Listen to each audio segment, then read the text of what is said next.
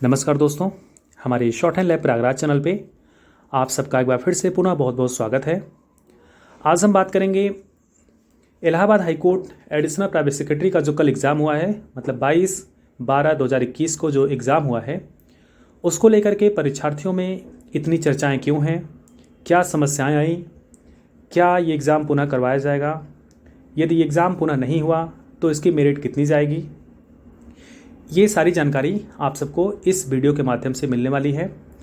और साथ ही साथ कल के डेट में मतलब 22 तारीख को हुई एक पेपर की कटिंग वायरल हुई है, जिसमें APS, ARO, computer assistant, group D की तमाम पोस्ट का जिक्र है।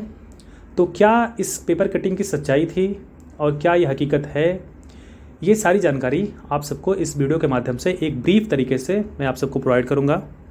तो प्लीज़ चैनल पर नए हैं तो सब्सक्राइब ज़रूर कर लें। अब हम बात करते हैं सबसे पहले कल के एग्ज़ाम को लेकर के। तो देखो, सारी चीज़ें खुल के आप सब जानते ही हैं क्या चीज़ें थी कल के डेट में। रिटेन देखो, रिटेन तो जो हुआ, जिसका जैसे हुआ, जिसने जैसे पढ़ा था, पेपर उतना टफ नहीं बनाया गया था। और NTA ने पहले से ही सिलेबस को क्लियर कर रखा था, तो सिलेबस के अकॉर्डिंग जिन्होंने पढ़ाई कर रखी थी उनके लिए तो पेपर आसान था। मतलब जो उन्होंने जैसे जैसे पार्ट वाइज उन्होंने बांट रखा था, जैसे जैसे एक एक लाइन टू लाइन उन्होंने लिखा था, उन्होंने लाइन टू लाइन जो है क्वेश्चन को उन्होंने रखा था। हाँ, कुछ पार्ट ऐसे थे जैसे कि जैसे बच्चों से मैंने काफ़ी व्यू लिया इसका कि ऐसे कैसे एग्ज़ाम था, क्या क्या पार्ट में आपका टफ रहा। तो उनके हिसाब से मैं बता रहा हूँ कि उसमें जो ये आपका करंट अफेयर्स था और एग्रीकल्चर्स थे। एग्रीकल्चर और करंट अफेयर्स थोड़ा सा मतलब एक्सेलरेट कर रखा, थोड़ा उन्होंने बढ़ा रखा था, मतलब उसका क्राइटेरिया थोड़ा सा, क्योंकि जो ARO और RO का एग्ज़ाम हुआ है सेम लेवल का उसमें एक क्वेश्चन पुट किया था। और ये आपका जो करंट अफेयर्स आया हुआ था, ये आपका जो रेगुलर जिन्होंने करंट स्टडी की कर रखी थी, मतलब एक दिन आप किसी मैगज़ीन को उठा के पढ़ लीजिए, उससे आपका भला नहीं होने वाला था। जिन्होंने रेगुलर जो है पेपर रीडिंग किया हुआ था, रेगुलर जो है मैगजीन्स को मतलब रीड किया हुआ था, उनके लिए ये पेपर आसान था। मतलब उनके लिए आसान ऐसा था कि करंट अफेयर्स में बात करूँगा। और एग्रीकल्चर भी उसी तरीके से पुटअप किया गया था कि सीधे आपको एग्रीकल्चर ऐसे क्वेश्चन नहीं पुटअप किया गया था कि इसमें रोग क्यों लग, मतलब इसका रोग, जैसे उन्होंने एक क्वेश्चन पूछा था कि किसी फल का, किसी शायद फसल का नाम रखा था कि उसमें ये रोग लगता है तो उसका कारण क्या होता है। अब ये तो भाई डिटेल में जो पढ़ा होगा तो वही लगा सकता है, अदरवाइज नेगेटिव मार्किंग थी नहीं, आप लगा दिए तुक्का तो कह दीजिए हमको आता था, मेरा सही हुआ है। ये तो बात की बात हो गई। और अब मैथ्स और रीजनिंग की बात कर लेते हैं। तो रीजनिंग जो है, एक एक पार्ट जो जैसे थे उन्होंने उस पार्ट के हिसाब से थोड़ा सा लिंदी था। लिंदी ऐसा था कि जो नहीं किया, प्रैक्टिस नहीं किया, उसके लिए भाई लिंदी था। प्रैक्टिस हर चीज़ में आपको करनी पड़ेगी। रीजनिंग का भी क्वेश्चन ऐसा था कि आप प्रैक्टिस किए रहेंगे तो आपको तुरंत पकड़ में चीज़ें आ रही थी, बहुत टफ नहीं था। एक दो क्वेश्चन के अलावा जो है रीजनिंग में भी कोई टफ नहीं था। और वो एक दो क्वेश्चन ऐसे थे कि यदि आप प्रैक्टिस में आ रखे हैं, मतलब रेगुलर आप प्रैक्टिस किए हुए हैं, तो वो चीज़ें भी आपके लिए आसान थी। और समय आपका पर्याप्त था, सबसे बड़ी बात समय होती है। तो समय तो आपको 2 घंटे मिला था 150 क्वेश्चन के लिए। पहले तो ऐसा लग रहा था कि भाई 150 ARO में तो 3 घंटे दिए 200 क्वेश्चन के लिए, और APS के लिए 150 क्वेश्चन में जो है 2 घंटे मिल रहे हैं। और तब तो भाई समस्या हो जाएगी, ऐसे ऐसे क्वेश्चन आ जाएंगे। लेकिन करने के बाद, मतलब आपका जब टाइम समाप्त हुआ 2 घंटे, तो उसके बाद ऐसा लगा कि नहीं नहीं, पर समय तो पर्याप्त था, क्योंकि जो 10 ही क्वेश्चन आपको मैथ्स और रीजनिंग के करने थे, मतलब 20 क्वेश्चन 10-10 मिला करके, और उसमें भी इतने बड़े क्वेश्चन थे नहीं। और जिनको मैथ आती नहीं थी उनको तो भाई खाली उसको एक क्लिक भर करना था कि हाँ इसका ये सही है, इसका ये सही, इसका ये सही है। और जिनको कैलकुलेट करना था उनके लिए भी इतना टफ नहीं था, बहुत आसानी से जो है आंसर आ रहे थे प्रैक्टिस करने वालों के लिए। और जिन्होंने वो 10 क्वेश्चन इग्नोर भी कर दिया है, उसके बावजूद भी वो 140 पे अगर मार्क कर रहे हैं, उस हिसाब से एक प्रेडिक्शन अगर लगाया जाए कि क्या मेरिट जाएगी, तो उसके बारे में थोड़ा सा मैं आगे भाई बात करूँगा। सबसे पहले इस एग्ज़ाम को समाप्त होने के बाद, मतलब आपका रिटर्न जब समाप्त हो गया, उसके बाद का प्रोसीजर कैसा रहा। उसके बाद का प्रोसीजर ऐसा रहा कि क्योंकि अलग अलग ज़िलों में एग्ज़ाम हुआ है और एक ज़िले में एक सेंटर प्रोवाइड किया गया था, NTA ने एक सेंटर प्रोवाइड किया था। और जैसे बनारस हुआ, गोरखपुर हुआ, गाज़ियाबाद हुआ, लखनऊ हुआ, तो ऐसे ऐसे अलग अलग सेंटर जो है, और आपका प्रयागराज भी हुआ था। तो जगह जगह सेंटर बनाए गए थे। अब जब टाइपिंग की बात आई तो टाइपिंग का अंतराल कितना था रिटन के बाद? 15 मिनट का, कि 15 मिनट बाद आपकी टाइपिंग हो जाएगी। और 15 मिनट का समय जो है लोगों को लगा कि चलो भाई रिटन मैंने एग्जाम दे दिया है, अब तुरंत 15 मिनट में अपने आप को प्रिपेयर कर लूँ और जस्ट ही मेरा जो है टाइपिंग का टेस्ट होने वाला है। उसमें भी इतना मतलब परेशानियां लोगों को होने लगी कि क्योंकि आधे घंटे के ऊपर जो टाइमिंग जाने लगा, लोग अपनी सीटों पे बैठे रहे, उठा पटक करते रहे, कभी इस सीट पे कभी उस सीट पे, मतलब पूरी की पूरी एक जैसे लग रहा था कि रिटेन के बाद एक अराजकता जैसा माहौल जो है क्लासरूम में बनने लगा था।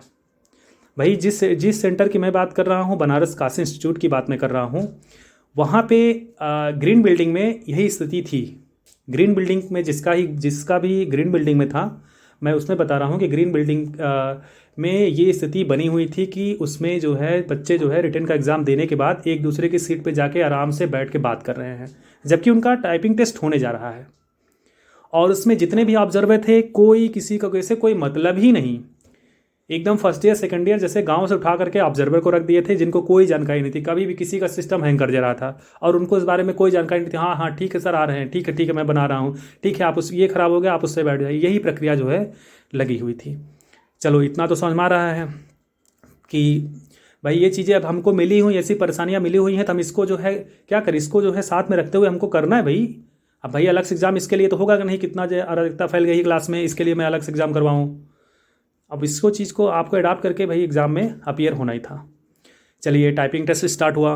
टाइपिंग टेस्ट के बाद प्रोसीजर ऐसा रहा कि उन्होंने रखा था कि उसमें इंस्ट्रक्शन में मैंने पहले से बता रखा था कि जितने भी शॉर्टकट की होंगे, जैसे कि कंट्रोल-B, कंट्रोल-E, कंट्रोल-I, मतलब कंट्रोल के जितने भी थे ये सारे चीज़ लॉक थे। चलो ठीक था। एक बार ये भी समझ में आया कि भाई उनका ये क्राइटेरिया है, भाई छांटने का क्राइटेरिया होता है, उन्होंने बता रखा है। एनटीए ने ऐसा कुछ इंस्ट्रक्शन नहीं दिया था, लेकिन एट एनी रेट जो है ये इंस्ट्रक्शन आपको मिला कि आपको ये सारी चीज़ें लॉक मिलेंगी, आपको उसी हिसाब से माउस के हिसाब से करना था। उसमें भी किसी ऑब्जर्वर को ये पता नहीं था कि माउस पे भी काम होना है। वो बार बार कितने लड़कों से इतना कहते हुए पाया गया कि वो कहते कि सर माउस आप हटा दिए, माउस क्यों बार बार टच कर रहे हैं। उनको ये नहीं पता कि माउस का इस बार काम है। चलो ये भी चीज़ समझ में आ गई कि उनको ये भी जानकारी नहीं प्रोवाइड करवाई गई थी। कितने का माउस जो है वो ड्रैग नहीं कर रहा था, कितने का माउस जो है ठीक से क्लिक नहीं कर रहा था, ये सारी चीज़ें देखनी चाहिए थी। अच्छा वो चीज़ें समझ में आई। अब जब एग्ज़ाम स्टार्ट हो गया, सबसे बड़ी समस्या टाइपिंग टेस्ट का एग्ज़ाम जब सबका स्टार्ट हो गया, किसी का टाइम जो है 10, जैसे एक क्लास में 100 लड़के का स्ट्रेंथ था, जैसे 100 लड़के बैठे हुए हैं, तो 100 लड़कों में क्या था कि किसी का जो है 10 मिनट पहले स्टार्ट हुआ, किसी का 5 मिनट पहले, किसी का 2 मिनट पहले, मतलब कोई ऐसा लड़का क्लास में था नहीं 100 में कि किसी का एक साथ स्टार्ट हुआ, कोई टाइपिंग का टाइम स्टार्ट गेट रेडी ऐसा कुछ भी नहीं हुआ। मतलब सब अलग अलग टाइम पे, मतलब एक लड़का बगल में टाइप कर रहा तो उसका आप देखते रहे क्या मैटर है, क्योंकि अभी आपका तो 2 मिनट बाद स्टार्ट होगा और वही मैटर स्टार्ट होगा, और उसके बगल वाला लड़का कह रहा है कि मेरा तो 5 मिनट बाद स्टार्ट होगा, तो मैं बगल में देख रहा हूँ। तो ये प्रक्रिया पूरे क्लास में लगी रही। और मेन समस्या उसके बाद क्रिएट हुई कि चलो बगल में वो देख रहे हैं, बगल में ये देख रहे हैं, अब समस्याएं स्टार्ट होना शुरू हो गई टाइपिंग के लिए। और जब मैटर चालू हो गया, उसमें सारी चीज़ें जो है माउस से करनी थी, और उसमें आप जानते हैं कि जो इसकी चीज़ की प्रिपरेशन करते हैं, जिस तरीके से फॉर्मेटिंग होती है टाइपिंग की, फॉर्मेटिंग में क्या होता है कि आप जानते हैं कि इसमें बोल्ड, इटैलिक और लेफ़्ट अलाइनमेंट और राइट अलाइनमेंट का कितना काम होता है। और सारी चीज़ें अगर माउस से करवाई जा रही हैं तो कम से कम वो माउस प्रॉपर चलना चाहिए। और प्रॉपर अगर आप जिस आइकन पे क्लिक कर रहे हैं, जैसे आपने बोल्ड के लिए क्लिक किया, अब बोल्ड पे क्लिक कर रहे हैं, वो क्लिक मतलब हो ही नहीं रहा है। अब बताइए, अगर आपको बिगिनिंग में लिखना है कि the Supreme Court of India, अब the Supreme Court of India आपने बोल्ड में लिखा, अब नेक्स्ट जो आपको लिखना था द पिटिशनर मान लिखना, द पिटिशनर को आपको बोल्ड में नहीं लिखना था, मतलब एक साधारण वर्ड में लिखना था। तो आप साधारण वर्ड में लिखने के लिए आप क्या करेंगे, उस बोल्ड पे दोबारा क्लिक करेंगे। अब जो लड़का दोबारा क्लिक कर रहा है वो क्लिक हो ही नहीं रहा है, मतलब नेक्स्ट वाला वर्ड भी जो द पिटिशनर लिखना था वो भी आपका जो है बोल्ड में लिखा जा रहा है। अब वो लड़का समझदार है, क्योंकि वो जानता है कि भाई हम एक गलत लिख रहे हैं, द पिटिशनर तो हमको साधारण में लिखना है। अब वो करे क्या, उसके पास ऑप्शन ही नहीं बच रहा है, क्योंकि वो क्लिक हो ही नहीं रहा है। भाई टाइमिंग स्टार्ट है 15 मिनट की, फॉर्मेटिंग जैसा मैटर करना है, और एक समस्या ये हो गई। अब अगर आप मैटर चलिए किस तरीके से उस चीज़ से उबर गए, मतलब बार बार क्लिक किए, ये चीज़ें आपको जो है थोड़ा सा छूट गई, चलिए बोल्ड में नहीं हुआ या हो गया बाद में सही हुआ। उसके बाद जब स्क्रॉल करने लगे मैटर को, अब स्क्रॉल तो हो रहा है, जैसे आप स्क्रॉल कर छोड़ करके फिर से टाइपिंग करने लग रहे हैं, मतलब जैसे स्क्रॉल में आपने 10 लाइन के लिए फिर से आपने स्क्रॉल किया, ऊपर किया, और जब आप टाइपिंग स्टार्ट फिर से कर दे रहे हैं तुरंत, तो फिर से जहाँ शुरुआत में किए थे वहाँ अपने आप पहुँच जा रहा है। अब फिर बार बार वो जो है स्क्रॉल कर रहा है, मतलब ड्रैग करने के लिए बार बार आप कर रहे हैं, लेकिन वो ड्रैग हो ही नहीं रहा है। अब बताइए किसकी समस्याएं थी? ये नेशनल टेस्टिंग एजेंसी या हाई कोर्ट को इस चीज़ को रखना चाहिए, इस चीज़ को देखना चाहिए। ये उनकी अकाउंटेबिलिटी बनती है कि इस चीज़ को देखें कि टाइपिंग टेस्ट में कैसे लोगों की समस्याएं हुई। और ये इतना बड़ा एग्ज़ाम होता है, गजटेड रैंक की पोस्ट के लिए एग्ज़ाम होता है। बताइए इस तरीके से लड़के बेचारे जो है तैयारी करके आते हैं, जो जिन लड़कों का जो है 60-65 की स्पीड पे टाइप करते हैं पर वर्ड, जो है पर वर्ड मतलब 60 की स्पीड में 65 की स्पीड में जो है ये टाइप करते हैं पर मिनट, फिर भी इनका जो है 400 का मैटर होना मुश्किल हो गया। कैसे मुश्किल हुआ भाई? ये टेक्निकल खामी थी, ना उनका स्क्रॉल हो रहा है, ना उनका बोल्ड हो रहा है, ना उनका इटैलिक हो रहा है, तो उनकी किस, मतलब बताइए पहले ये किसकी जिम्मेदारी हुई? अब यहाँ लड़के जो है पूरा एकदम सेंटर पे पूरा झल्ला आ गए एकदम से। और चर्चाओं का मुख्य विषय एपीएस एग्जाम में यही है, टाइपिंग का जो टेस्ट हुआ है बहुत ही बेकार। और सिर्फ किसी एक पर्टिकुलर इंस्टीट्यूट की बात नहीं थी, ये पूरे यूपी की बात थी। पूरे यूपी में लखनऊ बेंच में यही, लखनऊ जोन में यही हुआ है, यही गाज़ियाबाद में हुआ है, यही प्रयागराज में हुआ है, यही बनारस में हुआ है, या यही गोरखपुर में हुआ है, ये अन्य सेंटर जो भी बने रहे होंगे वहाँ पे यही समस्याएं आई। किसी को टाइपिंग किसी की सही हुई नहीं। भाई ये क्या आप किस चीज़ के लिए एग्ज़ाम ले रहे हैं?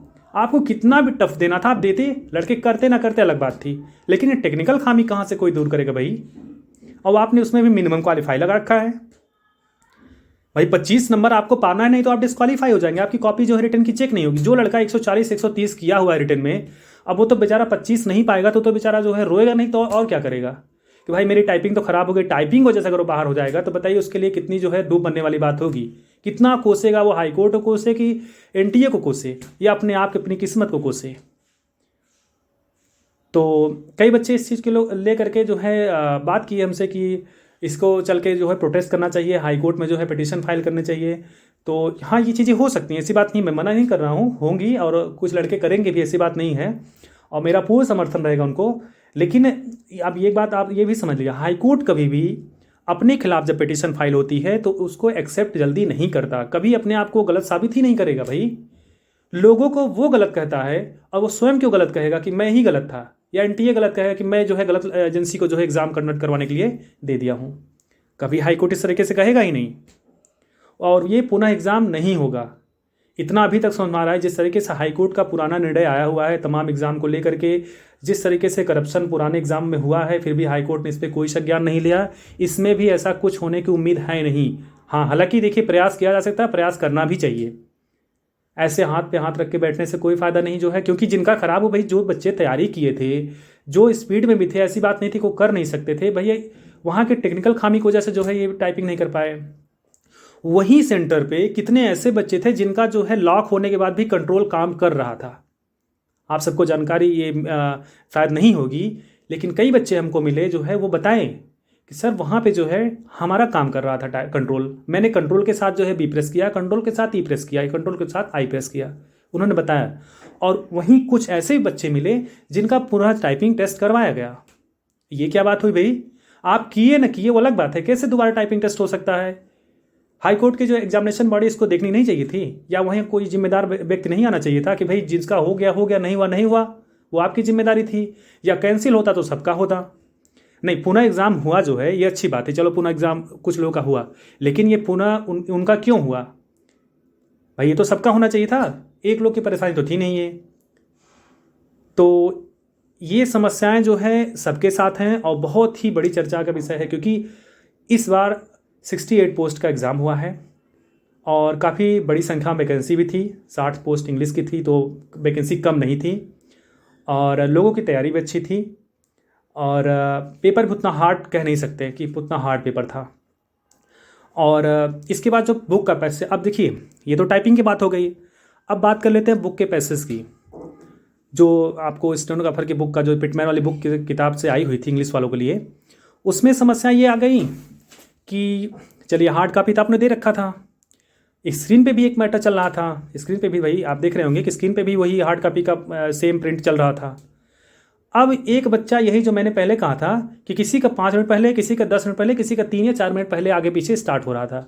अब बताइए, पहले बगल का लड़का जो है उसमें देख रहा है कि क्या मैटर है, उसको पढ़ने से क्या दिक्कत हुई भाई? वो पढ़ा नहीं पढ़ा किताब, अब तो जो 231 चैप्टर पढ़ के तैयार किए थे और जो है एक भी चैप्टर नहीं पढ़ा था, और बगल में बैठ करके वो सीधा देख के लिख रहा है, कोई देखने वाला नहीं था। मतलब यहाँ तक कि था कि उठ के जा करके देख लें, हाँ भाई ये क्वेश्चन, ये वर्ड क्या है, इसकी स्पेलिंग क्या है, वो अगल बगल पूछ रहा था आराम से। कोई ऑब्जर्वर, कोई वहाँ पे कैसा कोई था ही नहीं विजिलेटर कि वो जा करके चीज़ों को रोके। पूरी अराजकता जो है रिटेन तक का एकदम बहुत ही एकदम टाइट चला। लग रहा था कि हाँ एकदम से हाईकोर्ट का एग्जाम हो रहा है, एपीएस एग्जाम हो रहा है, लोग बहुत ही सेंसिटिव यहाँ पे बैठे हुए हैं, जरा सा किसी को कोई डिस्टर्बेंस नहीं किया जाए। लेकिन जैसे ही रिटन का एग्ज़ाम खत्म हुआ, दोनों टाइपिंग में, हालांकि पैसे तो लोगों का आसान था, जो पिटमैन से आया हुआ था लगभग सभी ने, उसने 50 में लगभग मान के चलिए कि 48 प्लस जो है, मोस्टली लोगों का 48 प्लस रहेगा, 70 से 80% लोगों का जो है 48 के आसपास ही रहेगा। मैटर हार्ड नहीं था, मैटर बीच का मैटर था, आसान मैटर था जो है, तो उससे मेरिट जो है आपकी नहीं तय होगी। अब तो मेरिट का तय होने का जो केंद्र बिंदु बन गया वो आपकी बीच की टाइपिंग का, मतलब जो है फॉर्मेटिंग का मैटर का हो गया, क्योंकि अच्छे अच्छे जो है बादशाह वो फकीर बन के चले आ रहे हैं वहाँ पे। भाई 25 के नीचे वो डिस्क्वालीफाई कर देगा। मिनिमम लगाने का मतलब क्या हुआ? अब भाई या तो अब यही चीज़ है, अब या तो हाई कोर्ट क्या करेगा, अगर पिटीशन फाइल होगी, इस पर बहुत ज़्यादा बहस होगी जो है, अगर उनके अगेंस्ट कोई प्रोटेस्ट कर रहा है तो बहुत करेंगे कि चलिए हम मिनिमम क्वालिफाइंग मार्क्स हटा दे रहे हैं। अब मिनिमम क्वालिफाइंग मार्क्स हटने से जो है काफ़ी बच्चे जो है अंदर आ जाएंगे, मतलब वो मेरिट में आ सकते हैं। भाई जो लड़का 140 से 130 नंबर किया है, मान लीजिए हम कह रहे हैं कि 120 नंबर किया है, अब 120 नंबर किया है, अगर उसने 20 नंबर या 24 नंबर की टाइपिंग की, मतलब 25 नहीं, मैं 24 नंबर की बात कर रहा है कि 24 नंबर अगर उसने टाइपिंग किया हुआ है, अब 25 नंबर लाना था, अब तो फेल है वो। और उन्होंने बुक में क्या रखा है, बुक में जो है 50 नंबर मान लिया ला रखा है, तो कितना हुआ 120 और 50 इधर 70, और ये आपका 70 और 2 सॉरी क्या नाम है 70 2 90 और आपका 4 94, 194 नंबर। 194 नंबर आने के बाद वो फेल रहेगा, जबकि 194 नंबर मेरिट जाएगी ही नहीं, 190 प्लस मेरिट नहीं जाएगी। और उसके बावजूद वो लड़का सिर्फ इस वजह से फेल हुआ क्योंकि वहाँ पे टेक्निकल खामी थी। उसको टाइपिंग आ रही है, उसको शॉर्ट हैंड आ रहा है, उसको जो है बुक का पैसे उसने 50 रखा हुआ है, उसको रिटर्न आ रहा है, लेकिन वहाँ तकनीकी खामी होने की वजह से उसकी टाइपिंग ख़राब हुई, और हाईकोर्ट के मिनिमम क्वालिफाइंग मार्क्स होने की वजह से वो 25 में से 24 नंबर पाया और वो फेल हो रहा है। ये किसकी समस्या होगी भाई? बच्चे देखिए इतनी मेहनत से जो है तैयारी करते हैं, वैकेंसी आती नहीं, 2 3 साल बाद वैकेंसियाँ आती हैं। आप लोग इस तरीके से एग्जामिनेशन बॉडीज इस तरीके से काम करती हैं, कैसे बच्चे तैयारी करेंगे? लाखों करोड़ों की संख्या में फॉर्म पड़ता हुआ, और देखिए क्या स्थिति ऐसे पैदा कर रखे हुए हैं। अगर इस पर चर्चा किया जाए तो बहुत कम पड़ेंगी, और लोगों में काफ़ी गुस्सा है इस चीज़ को लेकर के, और हकीकत है, होना भी चाहिए। ऐसे हुआ है, मैं देखिए एकदम फैक्ट में बहुत करीब से, क्योंकि आप सबको जान के आश्चर्य नहीं होना चाहिए कि मैं इस एग्ज़ाम में अपीयर हुआ था। मैं एपीएस से एग्ज़ाम में अपीयर हुआ था, और मेरा जो है काशी इंस्टीट्यूट में जो है बनारस में सेंटर पड़ा हुआ था, और मैं स्वयं जो है इस एग्ज़ाम को, मतलब मेरी स्वयं की टाइपिंग जो है 60 प्लस रहते हुए भी मैं उस मैटर को नहीं कर पाया। मैं जो है उस मैटर को जो टाइपिंग रखा गया था, और सिर्फ कारण और कुछ नहीं था, कारण सिर्फ एक था कि उसमें स्क्रॉल हुआ ही नहीं। और जब स्क्रॉल नहीं हो रहा तो आदमी, मतलब वो उंगलियां अपनी रोक करके बैठा है कि मैं क्या मैटर करूं, जब मेरा आगे बढ़ ही नहीं रहा है, तो मैं जो सामने ये पहले फर्स्ट मतलब पेज पे नज़र आ रहा था, क्या मैं उसी को रिपीट कर दूं? भाई मुझे आगे बढ़ाना है, आगे बढ़ ही नहीं रहा तो मैं क्या करूं बताइए? और लोग वहाँ कोई सुनने वाला था नहीं। अब छोटे बच्चे तो हैं नहीं कि वहाँ रोल ले कि नहीं हमको टाइपिंग चाहिए, टाइपिंग चाहिए, क्या करें बताइए? पहले ऐसी समस्याएं आती हैं। और अब क्या बताया जाए, कल को एग्ज़ाम को लेकर के हाईकोर्ट इतनी बड़ी जो है, पुराने एग्ज़ाम, बल्कि ये अपने अंदर एग्ज़ाम करवाता था, कितना अच्छा था, लेकिन ये एनटीए ने अपना भरोसा खो दिया है। पहले दिन से ही जब से इन्होंने आरओ का एग्ज़ाम करवाया है, आरओ एग्ज़ाम में जो है बनारस से सेंटर हैक हुआ था, और उसने लखनऊ से सेंटर हैक हुआ, इस तरीके से जो है सुनने में आया, जगह जगह एग्ज़ाम कैंसिल हुआ। तो ये कहाँ से दिक्कत हुई? एनटीए अगर आपकी एजेंसी थी जो है, राष्ट्रीय एजेंसी आपने जो है बना रखा है, टीसीएस को आपने हटा दिया कि नहीं टीसीएस नहीं कराएगी, अब जो एनटीए करवाएगी परीक्षा। भाई क्या है एनटीए? आपका सॉफ्टवेयर तो वही वाला है जो टीसीएस करवाती थी। सॉफ्टवेयर आप देखिए, ये तो एनटीए जो है आपकी एक एग्जामिनेशन बॉडी है, आप सॉफ्टवेयर पर जाइए। इन्होंने अपटेक का सॉफ्टवेयर रखा है, अपटेक वो भी लगाते थे। सारी चीज़ें तो वही हैं, बस गवर्नमेंट जो है पैसा रखना चाहती है कि नहीं अब ये पैसा हमारे माध्यम से आएगा, जो है सब चीज़ें हम अपने अंडर करना चाहते हैं। भाई मजाक बना रखे हो बच्चों को, बच्चे आपसे ज़्यादा अपडेट रहते हैं, वो आपसे ज़्यादा तैयार रहते हैं हमेशा। लेकिन अब इस बारे में बात क्या किया जाए। अब यही लोगों का कहना है अब यार जो हुआ सो हुआ, अब आगे की देखो। तो आगे की देखना ठीक है, ये जरूरी ये तो है नहीं कि आगे आपको एकदम फेयर चीज़ें मिलेंगी। समस्याएं दिन ब दिन बढ़ती जा रही हैं कि आगे भी भाई समस्याएं आएंगी कि ऐसे एजेंसियाँ लेंगी भाई, सब चीज़ें जो है ऑनलाइन करते जा रहे हैं। ऑनलाइन की वजह से आपके एग्ज़ाम भी इस तरीके से होंगे, तो ज़रूरी नहीं कि आपको। और शॉर्ट हैंड और स्टेनोग्राफर एपीएस के फील्ड में, मतलब शॉर्ट हैंड के फील्ड में ओवरऑल मैं बात करूँगा कि बहुत स्ट्रेंथ है, वैकेंसी नहीं आती है भाई। डिस्ट्रिक्ट कोर्ट वगैरह ये सब चीज़ें होती हैं तो कम से कम 300 400 500 इस तरीके से आती हैं। और उसमें भी यूपी की बात करते हैं तो यूपी में कोई इस तरीके से बंदिश है नहीं कि अन्य राज्य वाले जो है फॉर्म नहीं डाल सकते। वहाँ पे तो भाई यहाँ पे तो सब लोग फॉर्म डालते हैं कि हर राज्य वाले, यहाँ पे तो कोई मनाही है नहीं। जैसे अभी और जगह जाएंगे तो यहाँ पे दिक्कत है कि आप अपने यहाँ डोमिसाइल लगाइए हमारे राज्य के, तभी जो है आप फॉर्म डाल सकते हैं। यहाँ तो भैया आइए, क्योंकि इनको इनकम चाहिए, इनको पैसा चाहिए, अधिक से अधिक फॉर्म पड़ेगा भाई। तो यही सारी चीज़ें थीं। और अब हम बात कर लेते हैं कि इसकी मेरिट क्या जाएगी यदि एग्ज़ाम कैंसिल नहीं हुआ, मतलब टाइपिंग जो है पुनः नहीं कराई गई, तो इसकी मेरिट कैसी जाएगी। तो जैसा कि लगभग मैंने काफ़ी बच्चों से व्यू लिया, लगभग 150-200 बच्चे, इस तरीके से मैंने उनका व्यू लिया जो है, तो उसके हिसाब से और पेपर का मैं स्वयं व्यू किया, तो उस हिसाब से मैं एनालिसिस कर सकता हूँ कि इसकी मेरिट जो है टाइपिंग को मिला करके, टाइपिंग को मैं एक औसत में रख रहा हूँ कि टाइपिंग इन्होंने 30 किया हुआ है, 30-25 नहीं, मैं 30 की बात करता हूँ बस। मैं 30 की बात करूँगा बस, 40 की भी नहीं करूँगा। कितना भी अफेक्ट किया मैं एवरेज लेके चलूँगा।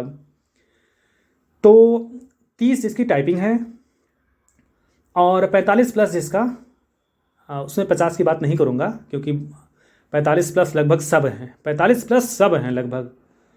और पैसेज का 45 प्लस 30 का ये रख लो, मतलब कितना हो गया आपका 75 हो गया, 75 ये हुआ।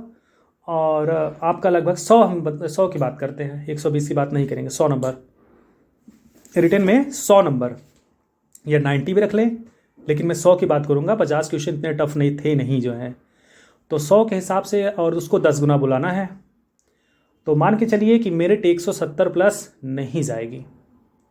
अभी तक का प्रेडिक्शन बच्चों के साथ व्यू लेने के बाद यही आ रहा है कि 170 के ऊपर मेरिट नहीं जाने वाली है। अब बस यही समस्या है कि क्या आप 25 नंबर के ऊपर जा रहे हैं टाइपिंग में कि नहीं जा रहे हैं। भाई आप ये 200 ला करके भी फेल हो सकते हैं क्योंकि आप 25 नंबर नहीं है आपका। तो थोड़ा सा एक तराजू का तुला जो है इधर भी जा रहा है उधर भी जा रहा है, और ज़्यादातर जो है पलड़ा भारी है हाई कोर्ट का। तो आप थोड़ा सा आप अपने आप से समझ लीजिए कि कितना आपने टाइपिंग किया हुआ है। तो अगर आप चौथे पैसेज में, मतलब 4 पैरा क्या 5 पैरा, जहाँ तक सुने में आता है 5 पैरा था, क्योंकि मेरा 5वां तो पहुँचा नहीं था, क्योंकि 5वां पैरा था उसमें जो है 2 लाइनें लगभग थी। कई बच्चों ने कहा कि 5वां पैरा सर था, लास्ट में उसको स्क्रॉल करने के बाद वो लास्ट में बहुत नीचे था। तो उस हिसाब से अगर कहा जाए तो 4.5 पैसेज का जो चौथा नंबर था वहाँ तक 4.5 नंबर तक लगभग लोगों ने टाइप किया था। तो अगर उतना तक लगभग उतना तक आपने सही टाइप किया है तो 30 नंबर आपको मिलना तय है, और उतना तक आपने अगर फॉर्मेटिंग के साथ किया तो 30 नंबर आपको मिलेगा। और 30 नंबर यदि मिलेगा तो आप जो है मेरिट जो है 170 के ऊपर नहीं जाएगी। भाई उसको 10 गुना बुलाना है तो 600 बच्चों को बुलाएगा 60 के हिसाब से। 600 बच्चे कहाँ से आएंगे, यही तो रहेंगे बच्चे। तो 170 नंबर यदि आपका है तो आप स्किल टेस्ट की तैयारी स्टार्ट कर दीजिए। और अब बात कर लेते हैं, ये क्या नाम है आपका, कल की जो पेपर कटिंग हुई है, पेपर कटिंग जो वायरल हुई है, उसको लेकर के काफ़ी दुविधाएं हैं कि ये एडवोकेट जनरल की जो पोस्ट है, office of the advocate general UP की पोस्ट है, उसमें एपीएस को लेकर, एपीएस के साथ साथ जो है एआरओ और ग्रुप डी की तमाम पोस्ट है, क्या वो कितनी सच्चाई है।